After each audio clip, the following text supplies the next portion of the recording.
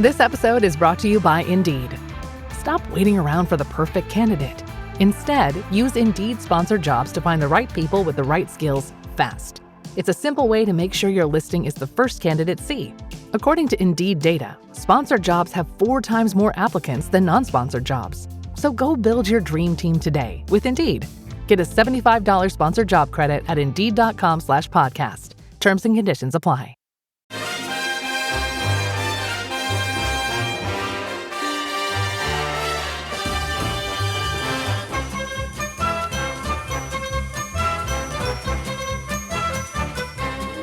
Hello everyone and welcome to How Are the Podcast. It's Gav and you join us for a special episode this week as we look ahead to Sunderland's game with Oxford in the FA Cup. It's a little bit of a different feel, this one, given that we'll get a bit of a break from the Premier League and get a look at a competition which in previous years hasn't really been seen as a priority for Sunderland, but it does seem that this time around we're going to take it a little bit more seriously. And today I'm joined by a very special guest, somebody who is a friend of the pod, and it is, of course, George Elek of the Not the Top 20 podcast. Hello, mate.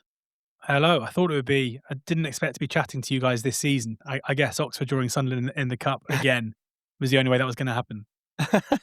You were probably thinking maybe, certainly in the summer anyways, you were maybe thinking next season maybe we might be talking never. Sunderland again. No. I've got to ask you about that, by the way. You must have been a little bit surprised, I guess, with how Sunderland have managed that transition into the Premier League. I mean, it has been astronomical. This is going to sound like massive after timing for me, but I'm not. I mean, I'm definitely surprised by how well you've done. It's not a massive surprise to me. I actually had a bet on you guys to finish above Burnley in the summer. Main, like a couple of reasons. Like one, you basically bought a whole new team anyway. So like in terms of Christian Speakman and his team are very, very sharp in terms of talent ID and recruitment. But crucially, in Régis Lebris, it always felt like you had a manager who was like perfectly suited to be taking your team up into the Premier League.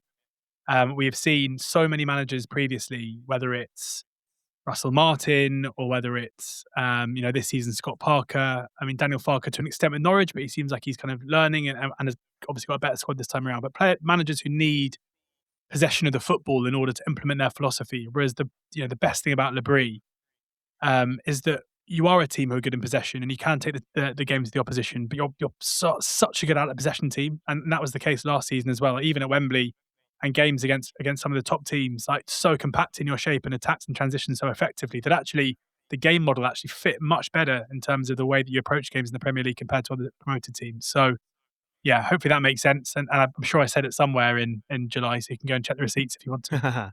Yeah, well, that's it. As long as you've said it before and you're not just rewriting history. People won't be digging that up. But I was thinking about this earlier in the week, and when I was thinking about what I might talk to you about today, I thought I'd bring it up. And you can put us right on this if I'm wrong or not. But when I was thinking about Sunderland's stint in the AFL, because it went on from 2018 up until summer gone. So we had an 8-year spell in the AFL. But in that time, we had back-to-back relegations. We had numerous failed promotion bids. I think it was obviously the playoff final loss and throwing money at it and not getting there in the end, and COVID, of course, ending seasons, and the season when they kind of averaged the points out to decide who got promoted, and then we got promoted by the playoffs in dramatic fashion from League One. Then the following season got to the playoffs when nobody expected it, right on the last day, and then losing to Luton, and then following that up 2 years later with what has to have been one of the most dramatic playoff promotions, certainly I can remember. Are Sunderland up there as one of the most entertaining or haphazard teams to have actually ever played in the EFL, certainly in the last decade or so? Yeah, I think so. I feel like the whole Sunderland story is basically iconic. It's in the EFL terms, we haven't really seen the like before. This huge club who came down from the Premier League and showed like startling levels of incompetence that was broadcast to the world on Netflix in terms of relegation series. It was like an incredible start to what became this amazing story, and hitting rock bottom in League One, having like so many attempts of trying to force their way out of it, and then incredibly going from basically being if I'm honest, because of the Netflix series and because of the way it's portrayed and because everyone knew about it, like a bit of a laughing stock within football to suddenly becoming one of the most progressive and one of the best run clubs in the whole country. And that's what Sunderland are now. And the success that came off the back of it is a blueprint for any club that falls in hard times and needs to kind of rebuild and show that being a massive fish in a small pond doesn't necessarily mean you should be going out and spending a fortune in order to buy players who are perceived to be top level players for the level.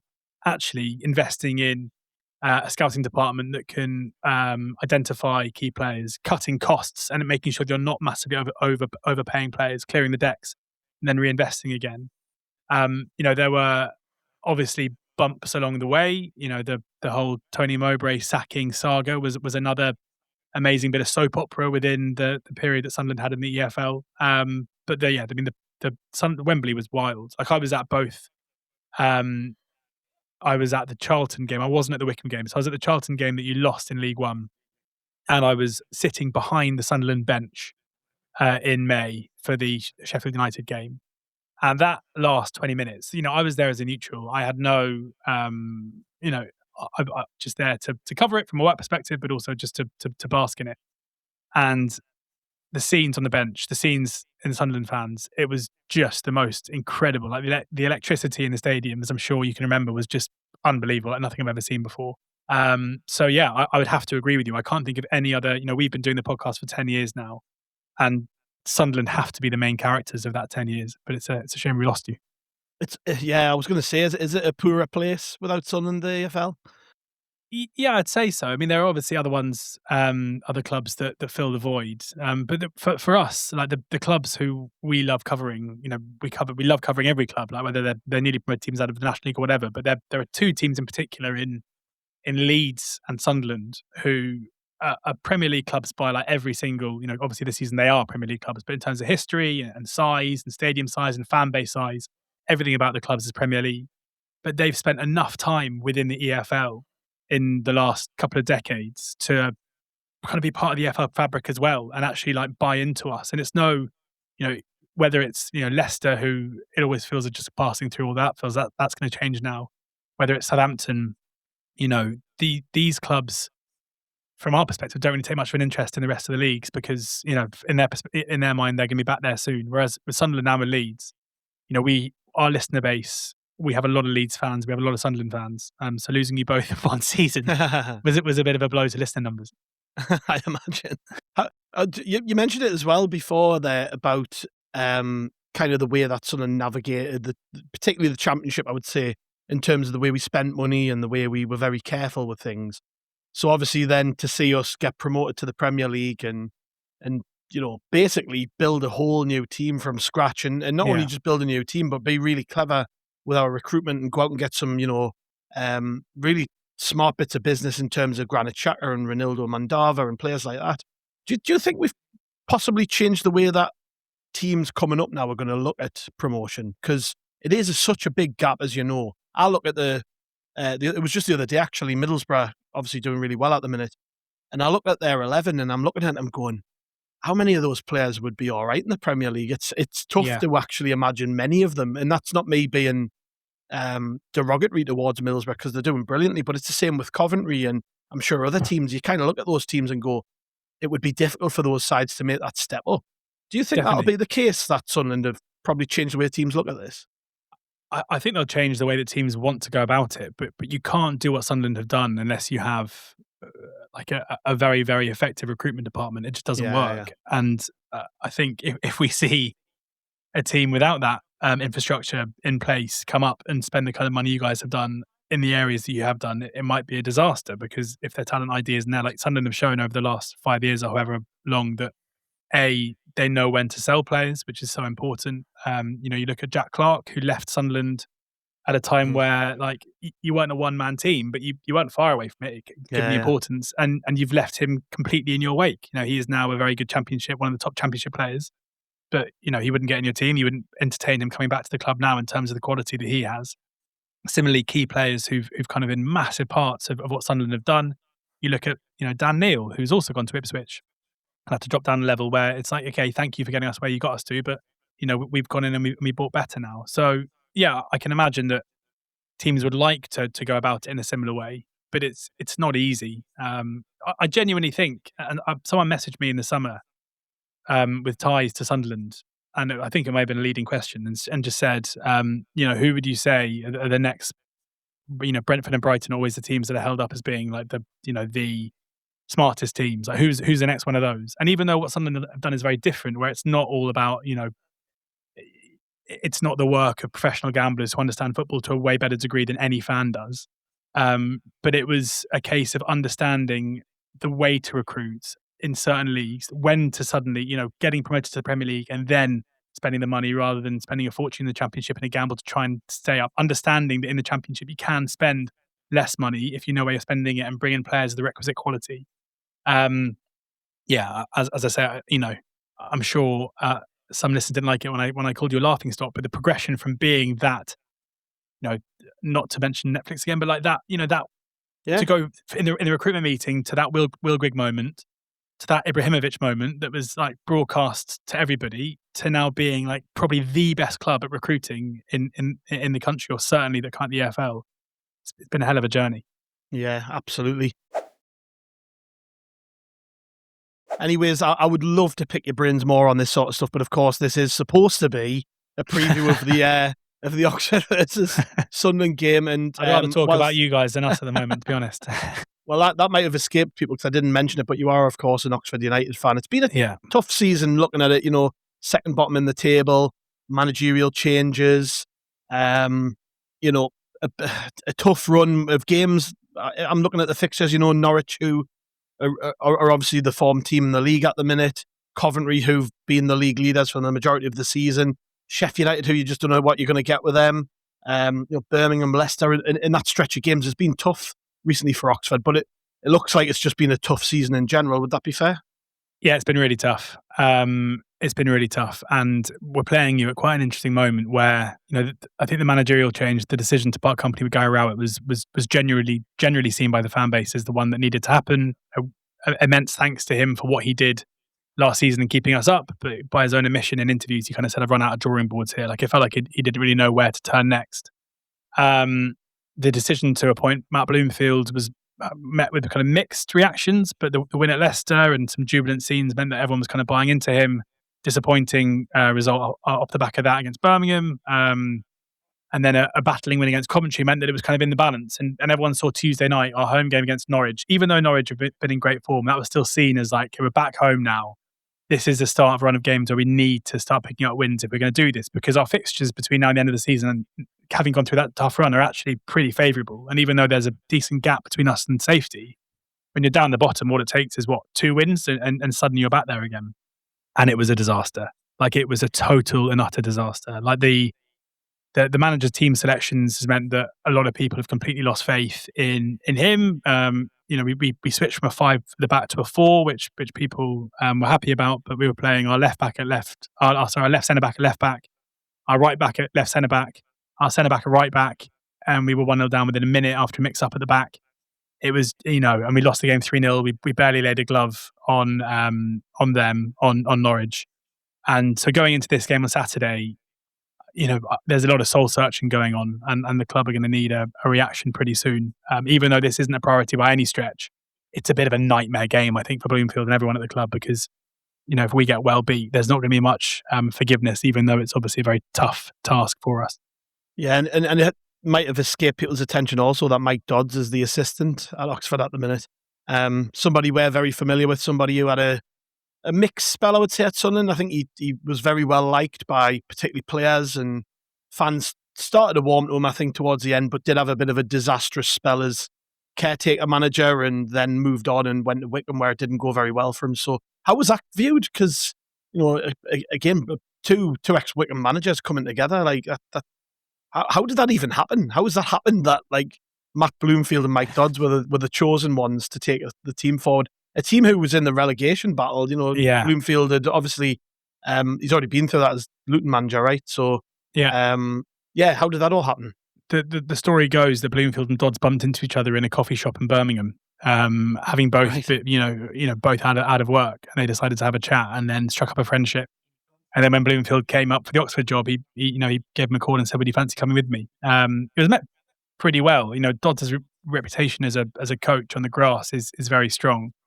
And there have definitely been criticisms around, with Des Buckingham never bringing in his own assistant manager. Gary Rowett brought in Mark Sale with him, who certainly doesn't have the kind of reputation as a coach that Dodds has. So positivity that we were bringing in a manager, but also someone alongside him who had that kind of very strong reputation, who had been part of success at Sunderland in the past. And after the Leicester victory, which felt like a bit of a game plan mastered by Dodds and Bloomfield. A lot of positivity, but as I say, after what happened on Tuesday night, I think a lot of that positivity is starting to dissipate. Yeah, so the honeymoon's over then. It's kind of already people are starting to worry. The marriage starts on Saturday, or Sunday, I should say. Yeah. I mean, I'm just looking at the league table, 4 points off Leicester.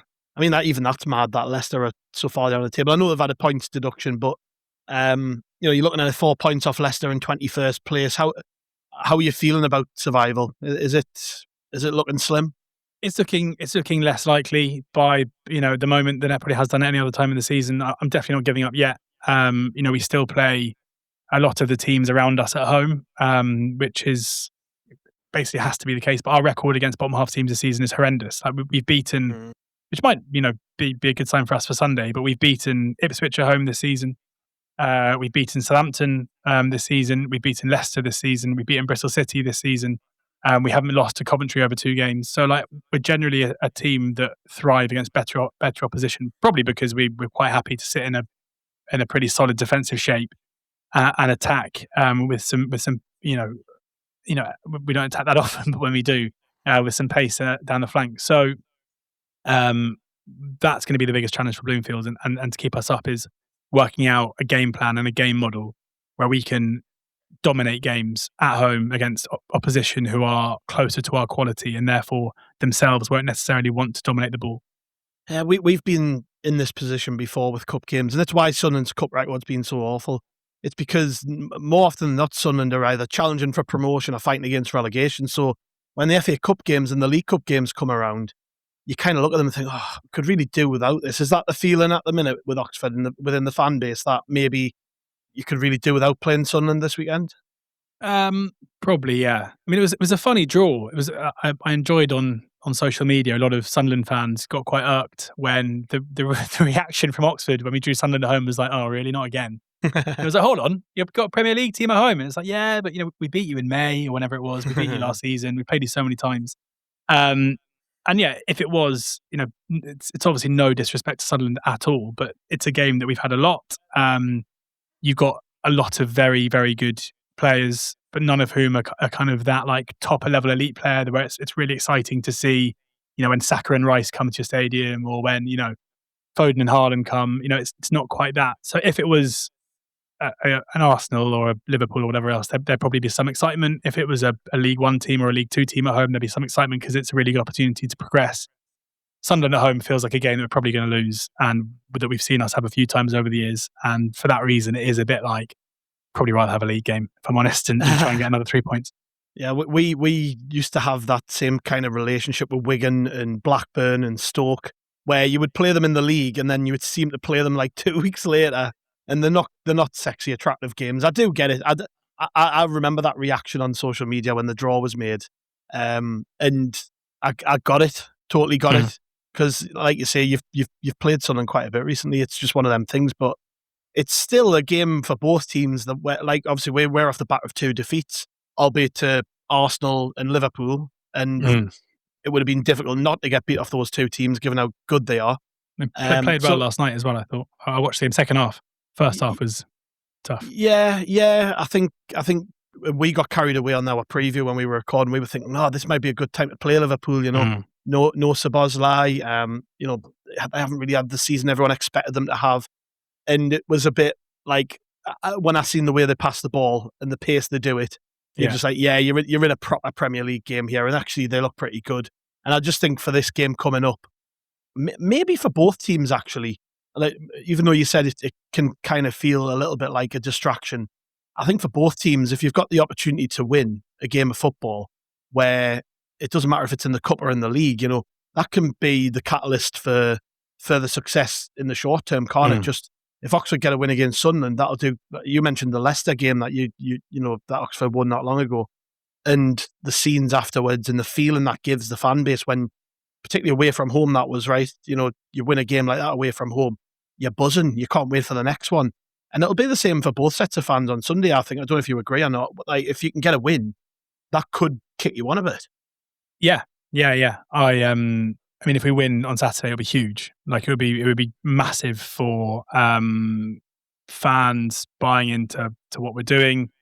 We've bought a host of new players. We bought 8 new players in January. Bought or loaned. And I think we'll see a fair few that we haven't seen much of come into the team, and that will be interesting. And if they can stake a claim for a spot in our team in the league, then that'll be important. So yeah, I mean, there is a world where Sunday is the best thing that could happen for our season. There's a world where we put Norwich right, and it would be, despite the fact that we played you and beaten you in the league relatively recently. Like, as Sunderland are a different proposition now, and if we were to get a win, it would be a massive thing for the club. So yes, there is a world where it's a good thing, but I think the fact that I hadn't even considered that probably shows you my confidence in that actually happening. Well, that's the thing, isn't it? If you just mentioned there's a lot of players who need a chance. So are you expecting that? Are you expecting mass changes kind of I think from so. the manager? I mean, not mass changes. There's a few players. We signed a South Korean international called Shinwoo Jeon, who made his debut off the bench against Norwich and looked really lively for the last kind of 20 minutes or so. I assume he'll start. Like, it would be very frustrating if he isn't given at least a longer stretch of the game, given opportunity to play there. We will probably see Yunus Konak, who's a holding midfielder who was brought in from Brentford, who had a shocking debut. Was kind of booked very early on and then hooked at half time, so he didn't get a red card. But he's someone who's got a really good reputation to be a very good player. Again, I think this might be a cup game, might be an opportunity to bring him in and give him some more minutes. Amaku, our new left winger from Millwall, has not had a very good start to life at Oxford. His back pass created the third goal for Norwich. He's another one who really needs an opportunity and a good game. So yeah, there'll be intrigue as to who we select and the system that we play. But after getting it so wrong on Tuesday night with system and selection, how do you set up when you're playing against a Premier League team?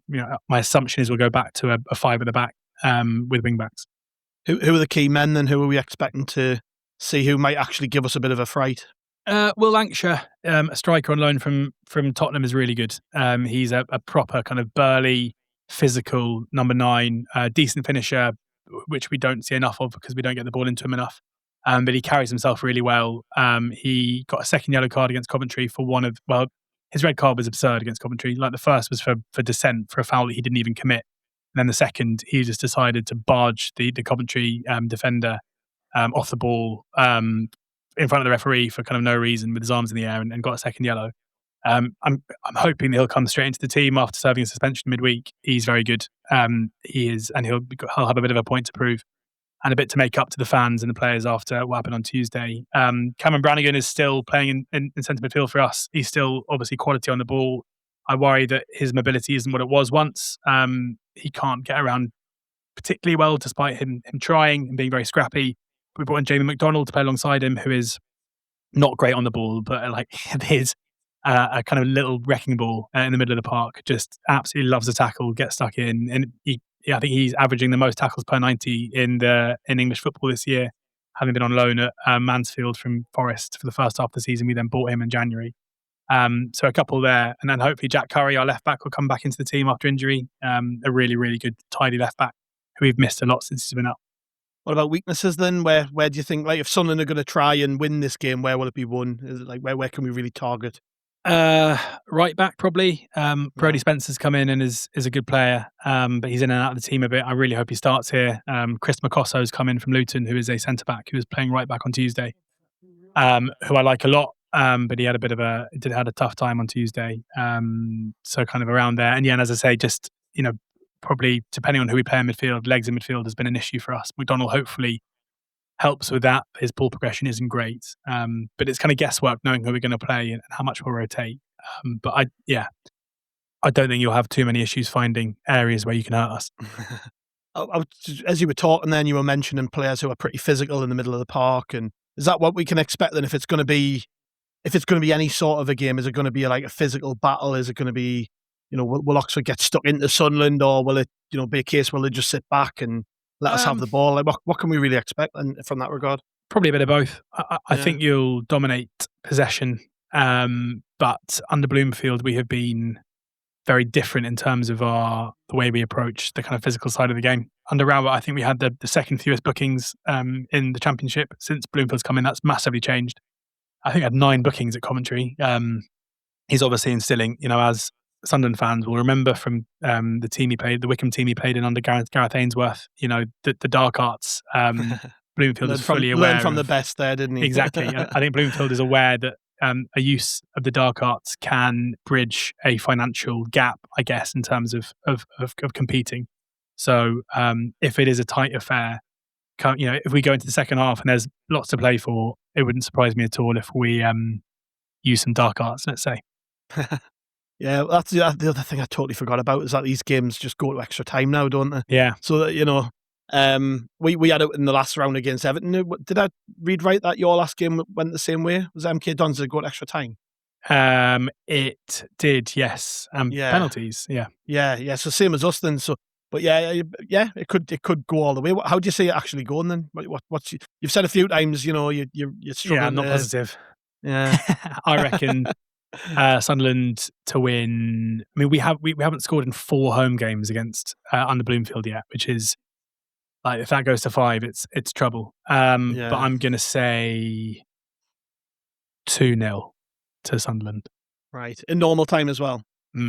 Yeah. I would take that. I'm happy with that. Means that the players aren't running at the ground for an extra 30 minutes, which would be nice.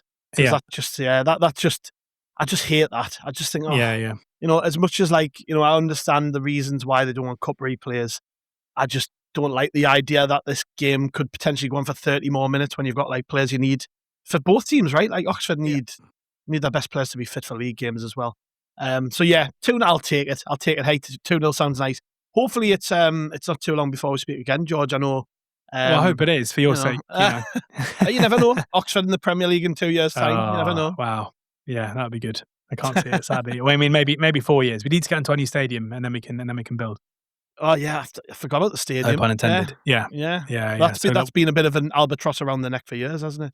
Yeah, I mean, it's been a nightmare. I can't really work out how Oxford have managed to progress from being in the national or in the non-league in the conference to being a championship club, while all the while paying extortionate rent and not being able to monetize match days effectively. Like it's crazy. But here we are, hoping we can stick around long enough to get into the new stadium, and then things might change.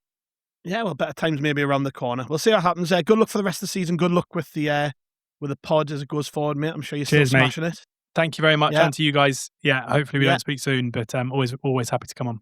Yeah, and thank you very much to our listeners for joining us as well. We'll be back tomorrow with a match day preview, so make sure you check in with that. Just need to say thank you very much, everyone. We'll see you later.